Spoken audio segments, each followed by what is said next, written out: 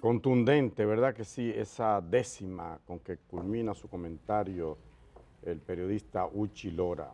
Y yo suscribo 100% y me quedo con este verso de su décima que dice: confíen en el Señor, pero no en un impostor. Indira, ¿qué te pareció? La verdad es que al maestro Uchi Lora le faltó un caso de la Iglesia Católica que todavía No, es que sigue. son muchos. Son muchos. Son muchos. Son tantos, pero que la Iglesia no quiere. La Iglesia quiere hablar de política y no de los casos de los abusos de pederastia que dentro de ella se ciernen. Políticos. Y de recomendar políticos, pero no de recomendar que sus siervos vestidos de pastores, que son unos lobos, salgan de la iglesia. Al maestro Uchi Lora, a lo mejor le faltó mencionar el caso del sacerdote Miguel Florenzán en La Vega, director del Colegio Agustiniano de La Vega, donde tras las puertas de ese colegio abusaba de al menos un caso comprobado, porque se hablan de otros casos, de otras víctimas.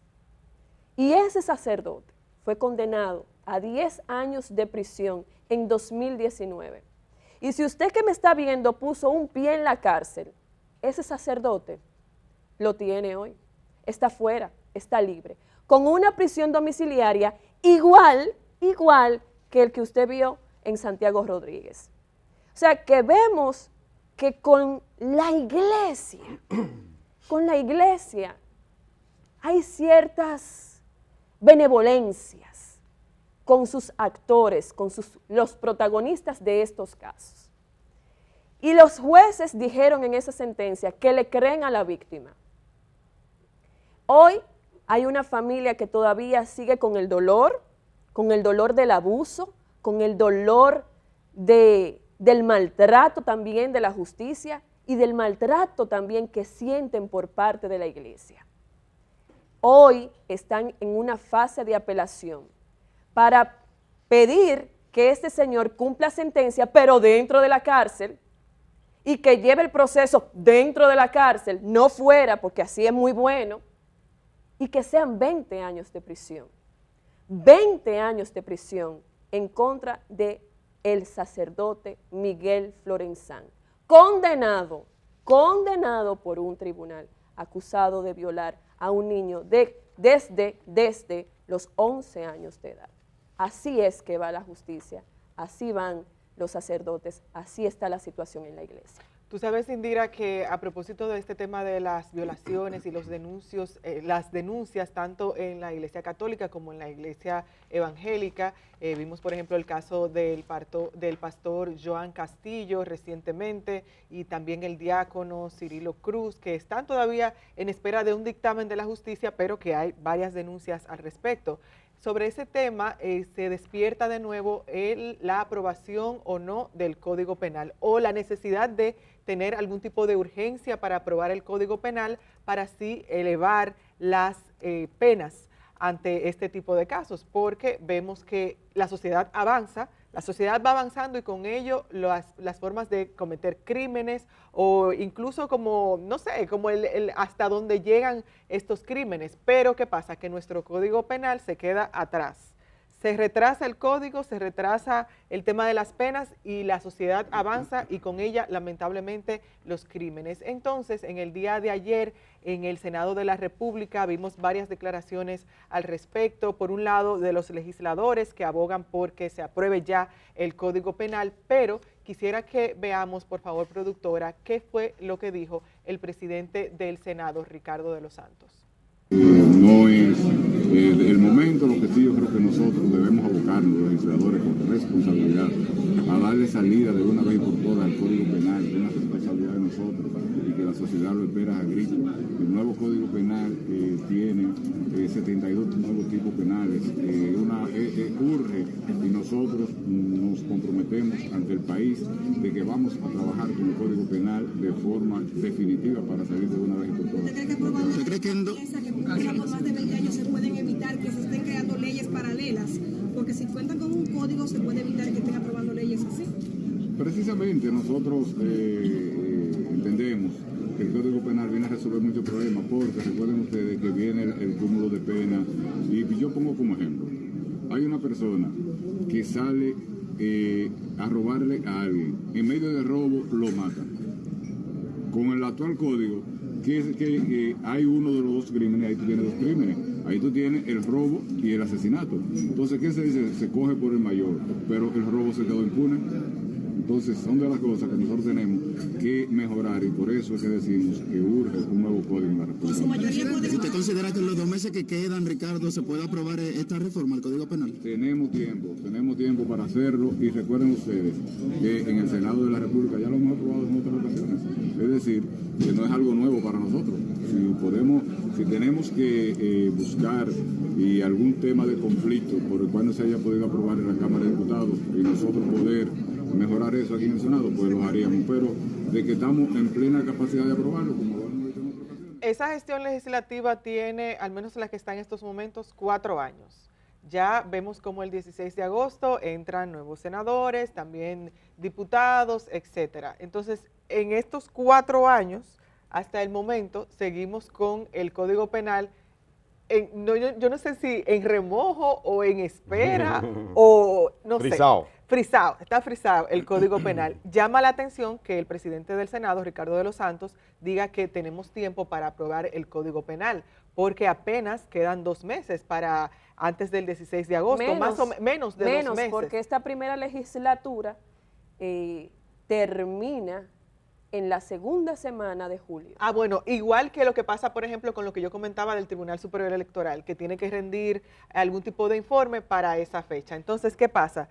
Si vemos que queda menos de 2 meses, me imagino, no quisiera pensar que estoy malentendiendo las declaraciones del presidente del Senado, que él se refiere a que tenemos tiempo para aprobarla tal vez en la próxima legislatura, porque cuando se duró 4 años ahí, 4 años asistiendo al Senado, en 4 años en comisiones. Entonces, ¿qué pasa con algo? Me parece irrisorio que se piense que en este poco tiempo se podría aprobar un código penal, las modificaciones, un código penal que fue promulgado en el 2002 y que aún está a la espera de modificaciones. Así que, Germán, todavía nos mantenemos a la espera a ver qué pasa con el código penal tan necesario. Hay un refrán que dice que la falta de fe quita las ganas de rezar, algo así, ¿verdad? Ustedes que son cristianas, es así que dice. Ajá, la falta de fe quita las ganas de rezar. Ese código no se ha aprobado porque no hay voluntad. No hay voluntad. Y yo dudo que la voluntad les surja de repente y quieran hacerlo ahora, más que están inmersos en un afán reformista, ¿verdad? Múltiples reformas que son las prioridades realmente del Ejecutivo y del Congreso, o sea, de los políticos, de oposición y del gobierno, sobre todo del gobierno que ahora tiene mayoría. ¿Tú sabes, Germán, qué pasa también? Que se habla mucho con el Código Penal y se dice, no, que son las causales, lo tienen frenado, etcétera, pero hay otros artículos en ese Código Penal que uno se podría poner a pensar que tiene que generar algún tipo de debate. Por ejemplo, los tribunales especiales paramilitares, ese proyecto de Código Penal crea tribunales especiales paramilitares, pero, ¿tú sabes dónde que está? Pero también el tema de la corrupción administrativa, ahí es. Ese es el punto. Garantiza impunidad a los Indira, lo corruptos. Porque, ¿qué pasa, Ese señores? es el punto. Es difícil legislar quizás Ay. o afilar cuchillo Ay, no. para su propia garganta. Ni más ni menos, es así. Es difícil. No, ¿y qué es lo que, de qué estamos hablando, gente? Estamos hablando de que en ese código, bueno, se establece el cúmulo de pena, por ejemplo. Digamos caso Pulpo. Usted tuvo asociación de malhechores, boom, un cargo, 8, 5 años. Lo que hablábamos ayer. Enriquecimiento ilícito, boom, 10 Exacto. años. Lavado de activos, 20 años. Ya usted tiene 48 años ahí. No sé qué, soborno, falsificación de documentos, etcétera, etcétera, etcétera. Se va sumando. No es lo mismo que dice una gente que si mató a 3, lo matan por homicidio, 20 años y se acabó, o 30, 20 años, ya.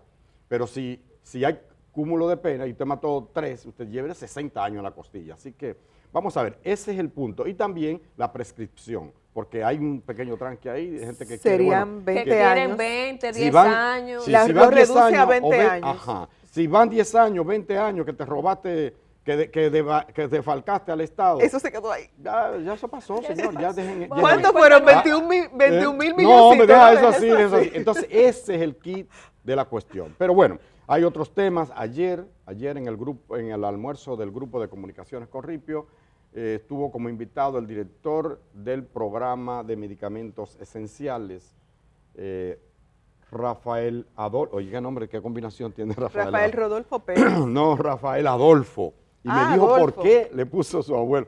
En ese tiempo, no es nada, ¿no? En ese tiempo, saben que estaba aquí Trujillo, ¿verdad, Rafael? ¿Y quién era el otro matatán del mundo? Ay, Germán, por favor. Que sí, que me lo dijo. Sigue, que le puso, sigue, pero Germán. no tiene nada que ver con eso, ¿eh? Es un hombre bueno este. Rafael Adolfo Pérez. Ay, Dios, director- Trujillo y Hitler, Que tú no sabes sí, lo que es eso. Sí, lo pero dije, no, pero estamos sigamos, bromeando, ¿no? sigamos. con eso. Sigamos. Es la Ah, combinación tremenda de esos dos nombres. Bueno, pero ya en serio, el tema es que destacaba en ese que es un programa bueno. Indira visto aquí, ha tratado varios casos de seguimiento, a varios casos que yo sé que a ella, como a nosotros, pero sobre todo a ella, le parten el alma, porque es como te lacera el alma ver, y te llena de impotencia ver una gente con dolor, sufriendo, sobre todo pacientes de cáncer, que no tiene acceso a unos medicamentos que necesita para llevar sus días, ¿verdad?, lo que le quede, o para curarse. Decía don Adolfo Pérez, yo prefiero llamarle Adolfo Pérez, que ese programa destina hasta un 40% de todos los fondos, que son más de 7,000 y tantos de millones de pesos al mes, para pacientes de cáncer, Indira. Oye esto, más de 7,320 millones de pesos para pacientes de cáncer. O sea que en lo que lleva este gobierno debe haber destinado más de 28,000, quizás 30,000 millones de pesos Parece para eso. mucho. Parece. Sí, Pareciera voy para allá, mucho. voy para allá. Pero sí, parece mucho, pero no lo es. ¿Por qué? Porque la demanda de gente que, oigan qué paradoja de la vida. Usted tiene, ¿verdad? Usted es una persona saludable, está pagando a una aseguradora. a una aseguradora, a un seguro médico, durante 15, 20 años. Usted y su patrón, ¿verdad? Pagándole una cuota. Y usted está sano, usted no necesita para nada esto. Luego, le detectan un cáncer de mama, un cáncer de próstata a los 22 años. Ah, no. La aseguradora dice, yo no te puedo cubrir eso, porque es un medicamento de alto costo. Y por la sostenibilidad del sistema, etcétera, etcétera, etcétera, eso pasa al Estado. Es el Estado que se encarga de ese asunto. Vaya, qué bien, así sí es bueno. Entonces, yo le preguntaba al final del almuerzo, ¿y usted no cree que ahora que estamos en reforma precisamente, habría que revisar esto? No que el negocio no sea sostenible, porque a fin de cuentas eso es la seguridad social en este país, un negocio, pero que haya un componente humano y de seguridad social, que cuando usted llegue a una situación como esa, su seguro médico, el que usted paga, el que paga su empleador, le sirva para algo, porque hasta ahora no sirve para nada. Se lo pasan al Estado, que ha tenido a través de este programa, que por lo menos existe, que cubrir esa parte. Entonces, ellos tenían 5,000 y tanto, allá le han subido casi 16,000 los pacientes que son atendidos. Y oigan esto, que fue lo que a mí me llenó ustedes saben, de todo. Como hay una larga cola, y digo que Indira aquí ha tratado varios temas así, de gente que se muere esperando. Miren, como hay un cupo limitado y hay un recurso X, un presupuesto X para eso, del Estado, no de los seguros que usted paga, ese no le importa eso, usted se odió si es por ello. Entonces, la demanda es muy superior a la capacidad, entonces hay que esperar o que alguien se sane de cáncer, que sí, que se puede sanar, o que alguien se muera y entonces entra otro. Espérate, no se ha muerto nadie, entonces tú estás rezando para que se muera uno, para que tú puedas entrar, ¿será así? Bueno, así es el punto. De manera que eso debe estar en la agenda, ahora que el PRM tiene todo en el Congreso, mayoría calificada, puede cambiar esa ley. Y debemos exigir que se cambie esa ley de la seguridad social, por ejemplo, por ese punto. De todas maneras, reconocer que esta gente hace ese trabajo, tienen además unos servicios de boticas populares, que son... No, y mira, yo debo de reconocer, porque incluso me ha tocado a mí la fibra muy particular del tema de los medicamentos de alto costo y la eficiencia en cierto momento del departamento. Sé que ha habido algunos traspiés en algunos momentos con ciertos pacientes de determinadas condiciones médicas que no aparecen los medicamentos que lo ponen en fila. O que lo ponen en fila, que lo ponen a tardar mucho tiempo, pero en fin, la importancia de que exista ese departamento, ahí es que radica la relevancia. Lo otro es que, a pesar de que están haciendo un buen trabajo y que el Estado se ha dedicado pues a ayudar a este tipo de pacientes con condiciones verdaderamente calamitosas, hay que decir que hay una realidad que viven los pacientes de cáncer en el país, que viven una crujía realmente. Cuando vemos que en los seguros médicos solamente a usted, si usted sale con cáncer de mama, a usted solamente le cubre 1 millón, máximo 500,000 pesos. En estos días hubo una resolución de la CISALRIL que modificaron ese tope, lo modificaron, pero todavía sigue siendo ínfimo. Sigue siendo ínfimo para esos pacientes con cáncer que tienen que agotar tratamientos y procedimientos médicos por encima de 2 millones de pesos, por encima de 3 millones de pesos. Y cuando usted tiene cáncer, en algún momento, en menos de 6 meses, a usted se le agota ya ese presupuesto del seguro médico. Y el seguro médico solamente ese presupuesto para enfermedades catastróficas lo cubre por 1 año y usted lo puede consumir en tan solo 3 meses. Entonces, ¿y el resto? ¿Qué hacen los pacientes con enfermedades catastróficas en el resto del año? Tienen que empeñar sus bienes, tienen que hipotecar sus casas, tienen que entrar en una serie de pedir, hacer rifas y colectas para poder entonces suplirse sus necesidades, operarse y someterse a quimioterapias.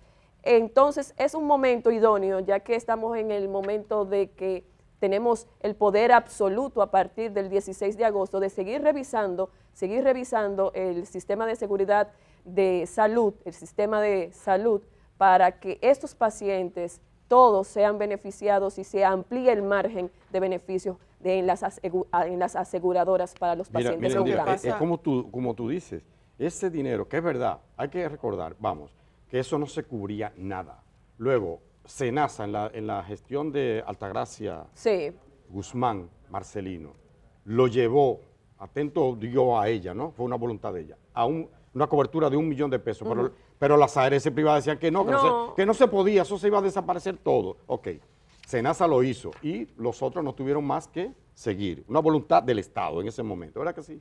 Luego, no sé en cuál gestión fue, creo que ahora recién, lo llevaron a 2 millones, Las ARS privadas dicen, no, espérate, déjame meterme la cápita, etcétera, etcétera. Siempre un negocio, ¿no? Siempre un negocio por encima de la salud. Pero ¿qué pasa? Decía Adolfo, este funcionario decía ayer, que hay pacientes de cáncer, señores, que se llevan hasta 8 millones de pesos en un año. 8 millones. ¿Y quién Entonces, puede? ¿qué familia puede? Por eso le dicen catastrófica, porque que no solo que es catastrófico para tu salud y la existencia tuya, es para la economía familiar. En fin, eso hay que revisarlo, porque un tratamiento, un proceso de quimioterapia, ¿verdad? O radioterapia te puede llevar, qué sé yo, hasta 300,000 pesos, Sin decía duda él, cada uno. Es un tema que debemos de darle seguimiento y así vamos a dar seguimiento a este programa porque cuando regresemos después de la pausa, nuestro invitado especial, Melanio Paredes, miembro del Partido de la Liberación Dominicana y conocido como exministro de Educación. Nos vamos con otro ángulo, Indira, de la Kennedy con Máximo Gómez. Aquí, bueno, ahí vemos ya, lo vimos desde... Se mudó. Ahora se mudó y... No, él giró hacia el oeste, está en la misma Kennedy, pero... hacia el oeste. Exacto. Pero ahora hay más carros. Kennedy con Máximo Gómez. Ahí se ven los tapones y el ambiente así mismo. Y el ambiente nublado, así que salga con su paraguas. ¿Está nublado? Sí, se ve como nublado. Bueno. Y salga con tiempo porque miren los tapones. Salgan con tiempo. Nos vamos a una pausa y regresamos en breve.